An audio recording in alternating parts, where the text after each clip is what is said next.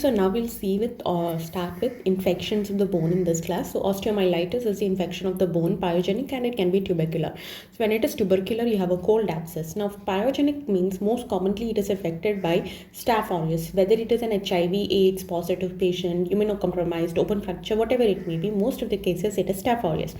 But for a sickle cell patient, the organism is Salmonella. In IV drug users and in foot puncture wound, then the organism is Pseudomonas. In animal bite, the organism is Pasteurella, and in human bite, the organism is Eikenella. Okay.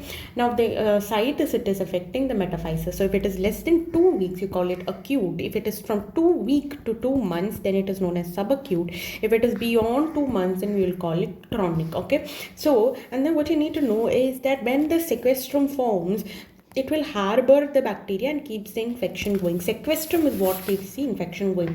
Now you have acute osteomyelitis. Acute osteomyelitis is usually happening in children and elderly, immunocompromised, and IV drug users. In such cases, procalcitonin will be increased, which is very specific for bacterial infections. So when you talk about acute infection, the first change is seen in 24 to 48 hours in X-ray, where you will see a soft tissue shadowing in X-ray. And then the first bony changes is what you see in 7 to 10 days. You will see the first bony changes, which is nothing but the periosteal reaction. Okay. Next is the first MRI change that you will see is less than 24 hours. If you want to diagnose the patient, in MRI you will see marrow edema. Okay. And then you can use a technetium 99 labeled or gallium 67 labeled bone scan, which is the best scan to identify abscess. So bone scan, you can use either technetium 99, gallium 67 or indium 111, which is the best test to identify an abscess. So periosteal reaction is the first reaction that you will see in an X-ray in acute osteomyelitis, which is seen from 7 to 10 days. The first sign in an X-ray, it is soft tissue shadowing seen 24 to 48 hours. Before 24 hours of the patient presents, you will have to start the patient on IV antibiotics for 2 weeks, followed by oral antibiotics for 4 weeks. And in such cases, what you have to do, you have to collect the blood sample, send for culture. If the patient is presenting after 24 hours, this is the time when the abscess would have formed. After 24 hours, if the patient would present, then you will have to drill holes in the cortex and then you will have to put antibiotics into it. So if it is less than 24 hours, give antibiotic. If it is more than 24 hours, you will drill holes. Okay. And then when it comes to chronic osteomyelitis, whenever you see a sinus or a sequestrum, it is chronic osteomyelitis. Ring sequestrum is seen in external fixator. The treatment for chronic osteomyelitis is surgery plus antibiotic. Okay. So chronic osteomyelitis, you see sinus and sequestrum. Sinus is the symptom clinical hallmark. Sequestrum is the pathological hallmark. Alright, then you have to give antibiotics and surgery. So what is the surgery that you would do? You will do sequestrectomy with saucerization, and we are actually looking for a sign which is known as the paprika sign. Now when you have a chronic osteomyelitis, you always have a risk of changing into a squamous cell carcinoma. There can be a myeloidosis, there can be pathological fracture, and there can be acute and chronic. Then there is Brody's abscess. Brody's abscess is what subacute osteomyelitis, where you have a sclerotic bone, and within that sclerotic bone there is a radiolucent area. It is mostly seen in the metaphysis of the upper tibia. You will see a radiolucent zone which is surrounded by a surrounding sclerosis. Alright, so next is Gauss sclerosing osteomyelitis, for which you have a DD, that is osteoid osteoma, that is known as Gary's sclerosing osteomyelitis, which is mostly seen in the mandible and in the tibia. It is mostly affecting the diaphysis. It is a lytic area in the diaphysis, just like an osteoid osteoma. Okay, here what you do is you have to give antibiotics. So it's a type of chronic osteomyelitis. Then having a septic arthritis of the femur of a children, such that it causes femoral head destruction, and this femoral head is never going to be normal again. So this kind of arthritis is known as a Tom Smith arthritis. Then when you have a flexor tendon tenosynovitis, it is known as a it is mostly seen in the flexor tendons, and they will have certain signs that is known as the canaval cardinal signs. Canaval cardinal sign, which is used for diagnosis. It's nothing but there is a fusiform swelling of the finger, there is flexed attitude of the finger. Okay, I'll show you that. There is, fusiform swelling of the finger, there is going to be a flexed attitude of the finger, there is going to be tenderness over the flexor tendon, and there is going to be pain on attempted passive flexion. So if I do this, I will have pain. When you have pain on attempted passive flexion, you will have pain. Pain on attempted passive extension, you have pain. Okay, when I do this, I will have pain. There is fusiform swelling. So in this case, how do you treat it? You give antibiotics and IND if necessary. Then you have fill-in. Fill-in is always at the risk of osteomyelitis and tenosynovitis. Here also IND. Then paranoica, it is also known as a runaround. Here also antibiotics and IND. So with that you are finishing it. Now you are going into tuberculosis. Tuberculosis is the most common cause of Pott's spine. It's also known as Pott's spine. It's the most common cause of, kyphosis in a male is known as kyphosis or gibbous in a male. In India is known as tuberculosis. Okay, so TB spine is mostly affecting the dorsal spine. Here you will have pain more at night. It's because when there is, relaxation of the paraspinal muscles, there's going to be more pain. So the patient will have a particular attitude which is known as the military attitude. Now, the most commonly affected area in this is actually, what is the most commonly affected area? It is actually paradiscal is the most commonly affected area. This is paradiscal, and then you having central, then you have something called anterior, then you have something called appendigeal. So these are the different places where you can see this. So the earliest sign that you see in a TB spine is the straightening of the spine, reduction in the disc space, and then you also see destruction of the adjacent vertebral plates. And then you have the complication. What is the complication? I told you it's already gibbous. Now there are different stages of TB. So what are the stages of TB? Let's see that there could be 1, 2, 3 and 4. 1 is when you have just pain. Okay, 2 is when you have weakness. 3 is when you can't walk. 4 is when the bowel and bladder is affected.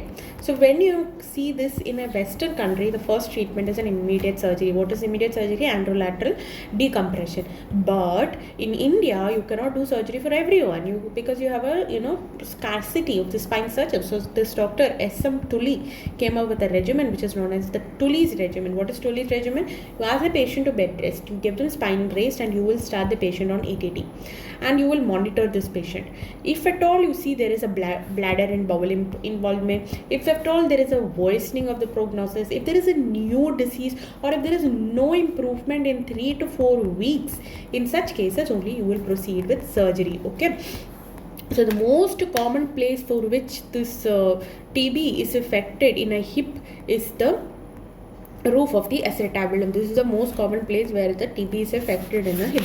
Okay, so what do you see? The deformities in a TB hip. What are the deformities that you see? There is going to be again stage 1, 2, 3, 4 and 5. 1, I told you, whenever you start with 1, it is Faber. 2 and 3 is father.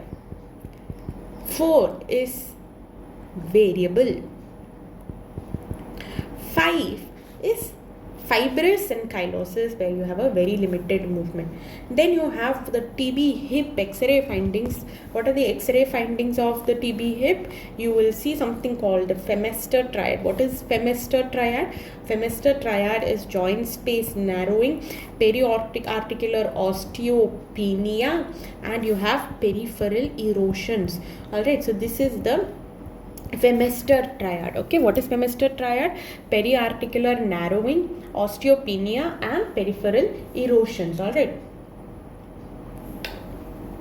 now whenever you have the TB of a knee, again you also will see a triad that is known as the perf. So what is perf? Okay, it is posterior subluxation, external rotation, and flexion of the knee. Another a few terms that you need to know. One is caricica. Caricica is nothing but dry type of TB shoulder. Now spina ventosa, this is the trap. Okay, spina ventosa is nothing related to spine.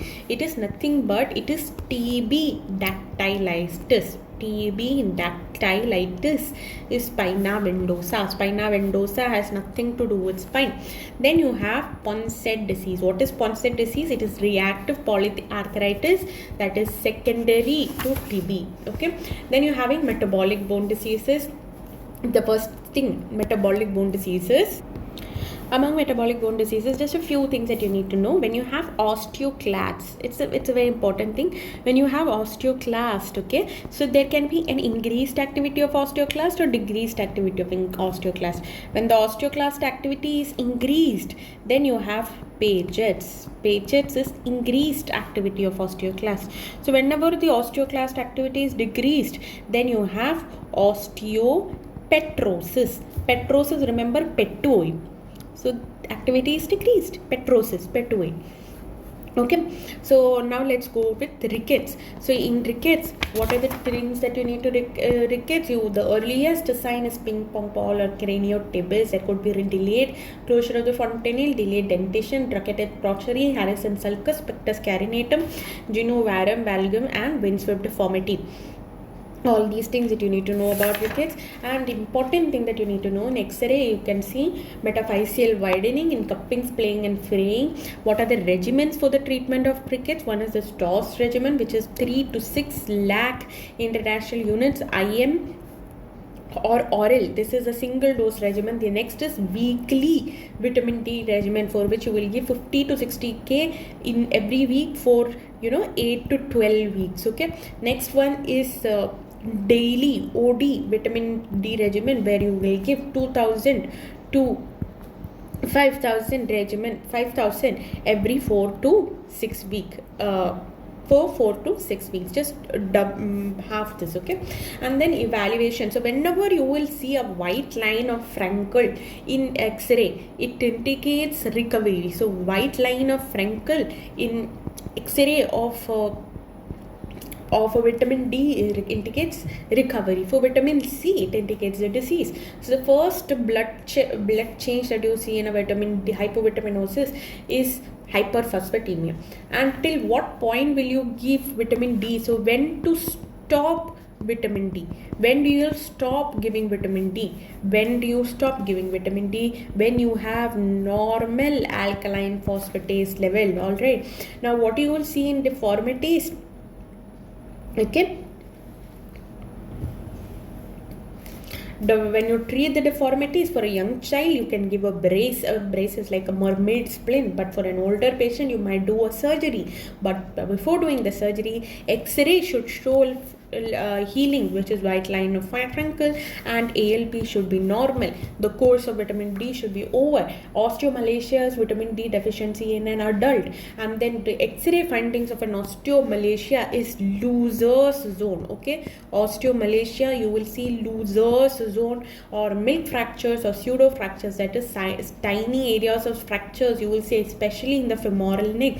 And then the pelvis will be triradiate pelvis. Okay, triradiate pelvis.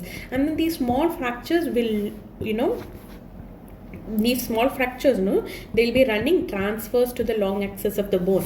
This is what you see in osteomalacia. The next one is vitamin C deficiency. You have another disease which is known as the Barton's disease. So what is the Barton's disease? It's a combination of vitamin C plus D deficiency. So in C disease, what do you will see? You will see pseudoparalysis, scorbutic rosary, bleeding gums, anemia, white line of Frankel in the X-ray, traumafield zone, scorbutic zone or scurvy line. You see Pelkin spur, and in the epiphyses you will see Wimberger sign. How do you treat this scurvy? You treat it with, everything is an OD regimen for vitamin C. Okay, first you will give 1 to 2 grams into 3 days, then you will give 500 mg into 7 days, and then you will give 100 mg into 3 months. Okay, so this is how you will treat Vitamin C. How you will treat vitamin C? Chalo, let's see again. Very important. So first you will give 1 to 2 grams. Everything is given OD in vitamin D. 1 into 3 days for 7 and then you will give 500 mg into 7 days and you will give 100 mg into 3 months. This is how you will treat the deficiency of vitamin C. Alright, so next you will go with primary hyperparathyroidism. How do you diagnose it? There is going to be a triad of bones, groans, stones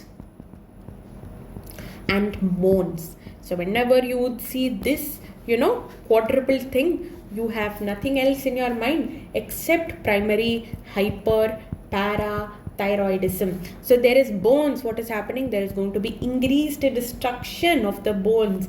Okay, this is known as osteitis fibrosa cystitica, or which is also known as the famous von Recklinghausen disease. Okay, von Recklinghausen disease. Next, when you see the bones, what are the changes that you see in the bones? The first I told you, there is going to be increased destruction. So, okay, and then in the skull you will see salt and pepper skull.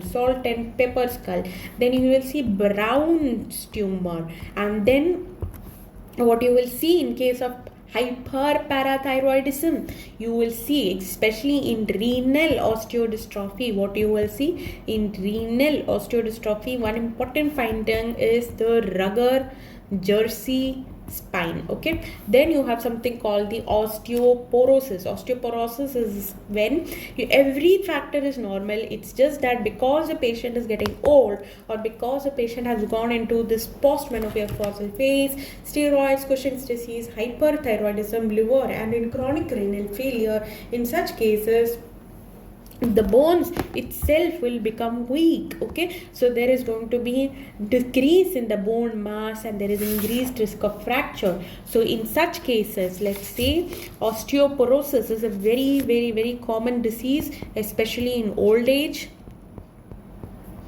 So what do you see in the X-ray of osteoporosis patient? You will see fish mouth. So this is how the vertebrae of an osteoporosis patient would be. So you will see fish mouth appearance. It's going to be biconcave, isn't it? It's going to be biconcave, and it is going to have a codfish vertebra, biconcave fish mouth appearance, and it is also going to present with kyphosis of the spine. Okay, kyphosis of the spine, and this is known as the Dowager's hump. Is what you see. And then you can do a DEXA scan if it is less than, if the T score is less than minus 2.5, and if the Z score is less than minus 2, then you have osteoporosis. Which is better, T or Z? T is better. T is when you are comparing the patient with a 30-year-old healthy person. And then you have a fracture assessment score, which is known as the FRAX criteria. It is predicting the 10-year probability of fracture. It will take into account the age, gender, weight, height, clinical features, and the body mass index. Next, what you have is the Paget's disease. So two diseases, Paget's and osteopetrosis. These are the two osteoclast disease. Osteopetrosis, class activities decrease. Paget's is mostly class activities increase. It's associated with the paramyxovirus infection. Okay, paramyxovirus infection. Here you're having three phases. There is going to be a lytic, mixed, blastic phase. Lytic, you are going to have thin bones. Mixed, you are going to have a picture frame vertebra, every vertebra cotton wool skull, and in blastic you will see Tamaro shatter skull.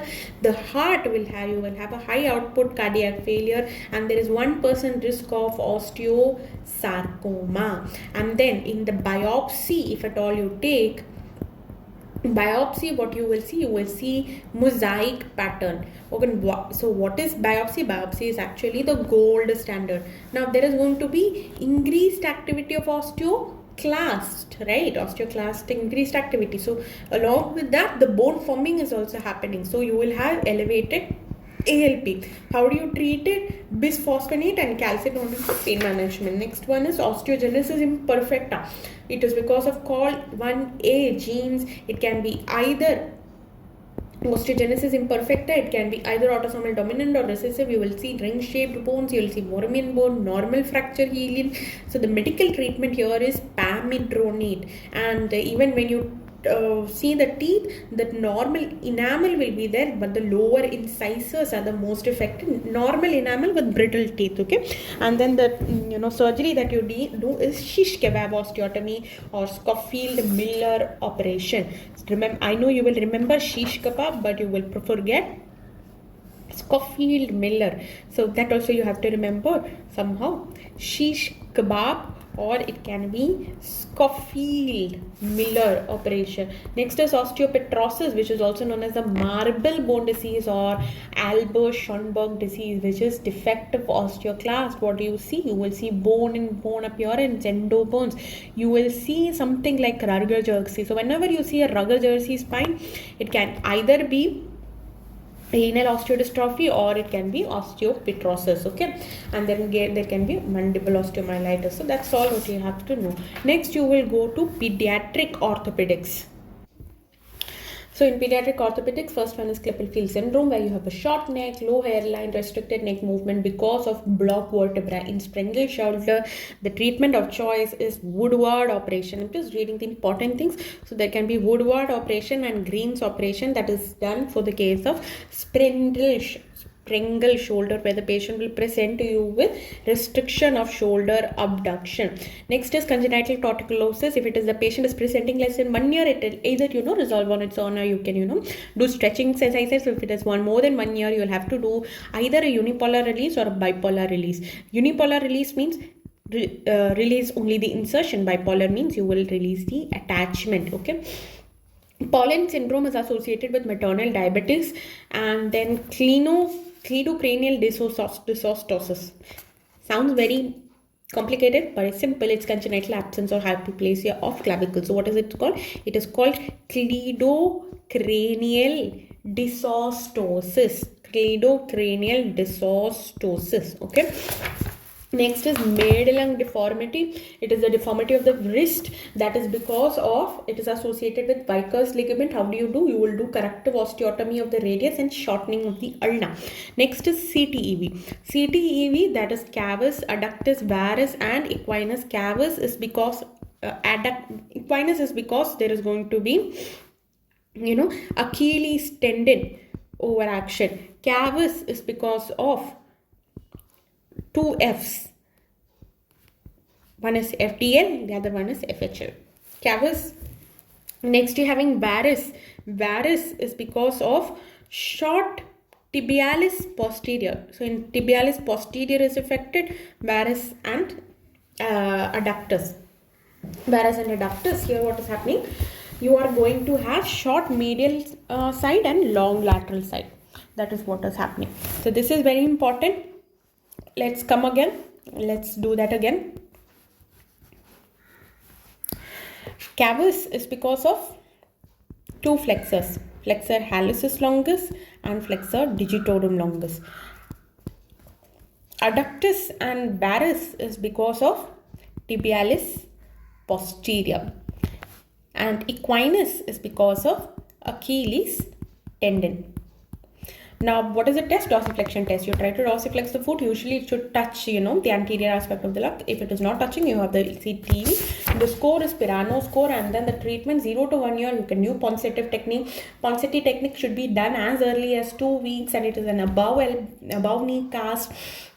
The last thing to be corrected is equinus. First, cavus. Cavus is first corrected, equinus is last corrected. 0 to 1 year, you can do Ponseti. It is 1 to 3 years, you will have to do PMSTI. 3 to 5 years, you will have to do PMSTI plus Dill-Evans procedure. Then 5 to 8 years, you have to do Dill-Evans, PMSTI, Dwyer's osteotomy. If it is more than 10 years, you have to do triple arthrodesis. 8 to 10 years, you will have to do wedge tarsectomy. What is triple arthrodesis done beyond 10 years actually? It is what you're doing is you are going to do a surgical fusion of subtalar joint, calcaneocuboidal joint and talonavicular joint. How do you do? Suppose this is the calcaneum, this is the talus, this is the navicular, this is the cuboid, right? So this is cuboid, this is naviculus, this is talus, this is calcaneum. So how do you treat it? You will have to do surgical fusion of the subtalar joint, calcaneo-cuboidal joint, and talo-navicular joint. So you'll have to do subtalar joint, calcaneo-tubercular subtalar joint, calcaneo-navicular joint. You'll have to do subtalar joint, talo-navicular joint, and calcaneo-cuboidal joint. These three you have to do surgical fusion. This is triple arthrodesis. We are doing it above 10 years. So 8 to 10 years you will do vegetosectomy. So along with that you will have something called the Dennis Brown splint, which is worn every time till 1 year of age. From 1 to 5 years they are worn only at night, and you will have a special CETV shoes where the outer edge is raised without any heel. Then you have congenital vertical talus, where it is associated with Edwards syndrome, and then there is achondroplasia, which is autosomal dominant because of FGFR3 mutation in chromosome 4.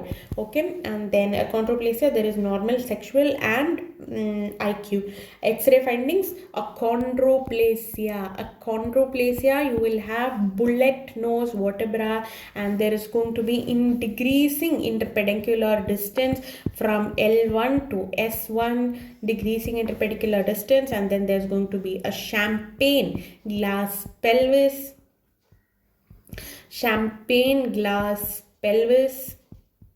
and you will have an inverted V-shaped femoral ending. So what are the findings? One is bullet-shaped vertebra, 2 is decreased interpedicular distance from L1 to S1, 3 is inverted V-shaped distal femoral physis, and 4 is champagne glass pelvis. Alright, next is what you're having is the pediatric hip disorders, where if the patient comes to you with adduction, external rotation. Usually we have adduction and internal rotation every time, no? So this time for a variety you're having adduction and external rotation, and there is going to be a Tritovan sign. Tritovan sign means the line that you draw, Kleene line. Kleene line is a line drawn along the upper border of the neck of the femur. It should pass through the capital femoral epiphysis. If not, it is Tritovan sign. And the patient is coming with a painful limb.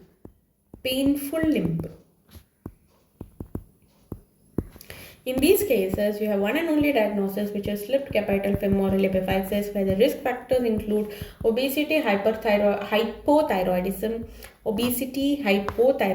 hypogonadism, and over supplementation of growth hormone. All those: obesity, hypothyroidism, hypogonadism, and over supplementation of growth hormone. And then if the patient is a baby who's brought to you by the mother with the limitation of abduction,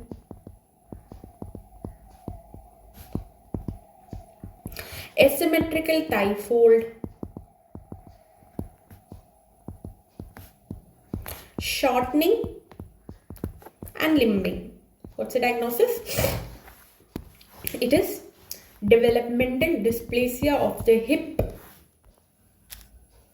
So what are the tests for developmental dysplasia of the hip? It's mostly because of oligohydramnios, breech, frank, breech, female, firstborn. These are the risk factors.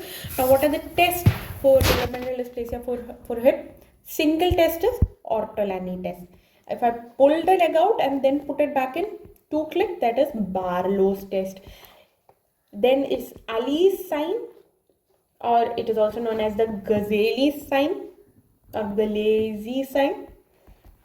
Then it is Klisk test. Klisk test is the line that you draw between ASIS and greater trochanter. Ideally, this line should pass above the umbilicus in a normal person. If it is passing below the umbilicus, it is DDH, right? Now, what is the best investigation for till 4 months of age? Till 4 months of age, what is the investigation of choice? Investigation of choice is USG. If at all you are planning surgery I will have to do an MRI. If at all I'm doing an X-ray, what is the view I'll have to do in von Rosen's view? What is the treatment of DDH? 0 to 6 months, I'll do Paulick harness or von Rosen's splint. From 6 months to 1.5 years, that is 18 months, I would give a bachelor cast in human position, or you can say a hip spica cast following a closed reduction. Beyond 18 months, I can go ahead with surgery. Okay, so von Rosen and Paulick harness till 6 months, 6 to 18 months, I will have to do, a hip spica cast in bachelor cast in human position, and then I can do after 18 months I can do a surgery. Next, if the patient is coming to me with painless limbing,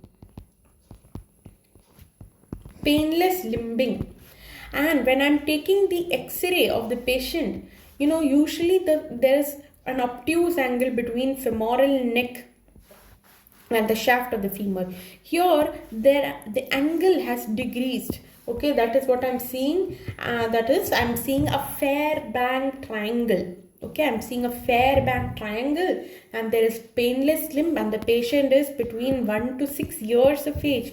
What is my diagnosis? It is congenital coxa vara. Next, if the patient is coming to me with an avascular necrosis of the femoral head in a child characterized by initial destruction followed by reformation, nothing is happening to the patient. It is nothing but Perthes disease. Now, another thing is Blount's disease. What is Blount's disease? Blount's disease is infantile tibia vera. So, when a Blount's disease means the patient is coming to you with Shiford's Katz's gait, there's going to be genovarum and metaphyseal beaking on an X-ray, then I can diagnose the patient with Blount's disease, which is infantile tibia vera. Okay, there is going to be varus, deformity of the knee. This is how the knee going to be. And then, what is the treatment? I can either put a brace. If it is severe, I will do a proximal tibial valgus osteotomy. Alright. So the next thing that I would do is pediatric trauma. So let's go to pediatric trauma now. Alright, so let's start with pediatric traumatology. So in traumatology, the most common site is affected is the radius. Second most fracture in children is in the hand. The most common fracture at birth is clavicle. The most common dislocation in child is an elbow dislocation. Most common elbow fracture is supracondylar fracture of the humerus. And then you have something called the plastic deformity, for which you will just apply a cast. You have a green stick deformity, for which you will do osteoclasis and bone reduction. And then you have a torus fracture, which is also known as a buccal fracture, where the treatment is traction and casting. Then you have the Salter-Harris classification of the physeal injury, where there is 1, 2, 3, 4, and 5. Salter, SALTER. How do you remember? Salter, S for separated, A for above. Above means it is affecting the metaphysis. Okay, metaphysis is affected. Okay, C is it's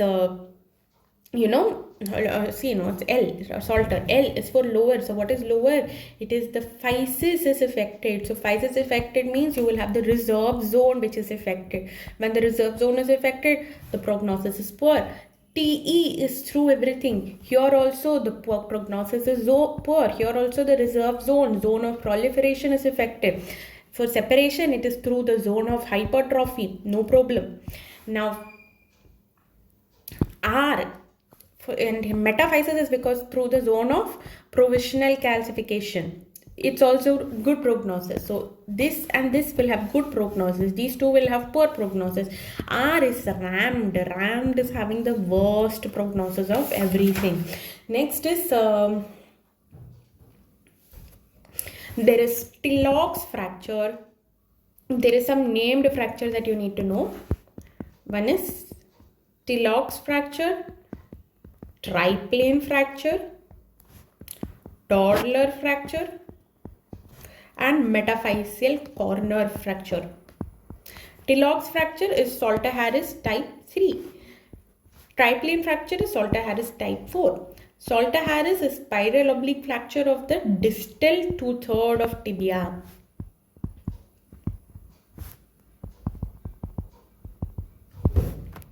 It is the spiral oblique fracture of the distal 2/3 of tibia. And metaphyseal corneal fracture is battered baby syndrome. So Tillock's, so actually when you hear triplane, you will think it is Salter-Harris type 3. So this is where you have a cross mnemonic, alright. So triplane is, type 4. Tillock's is type 3. It's a cross mnemonic.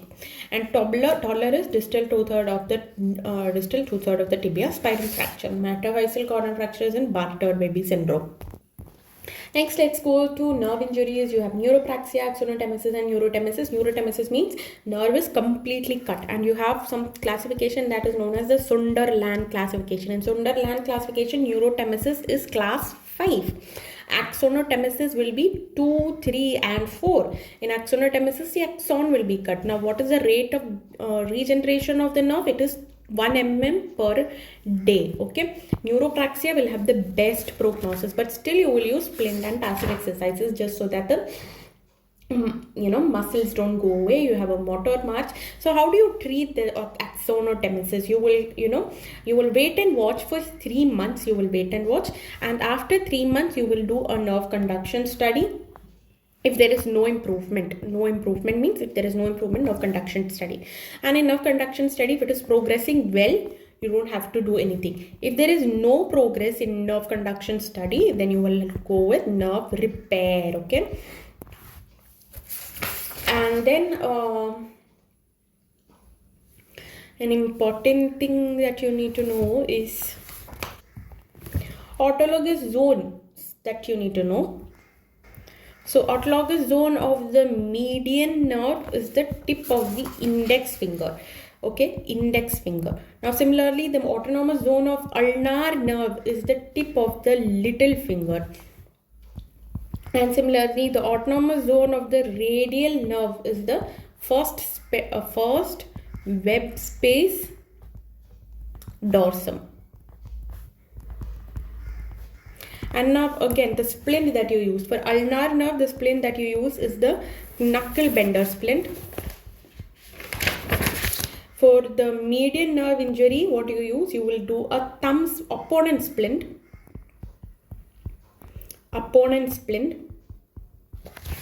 And then for a radial nerve injury, what you will do, you will use a cock-up splint. So knuckle bender,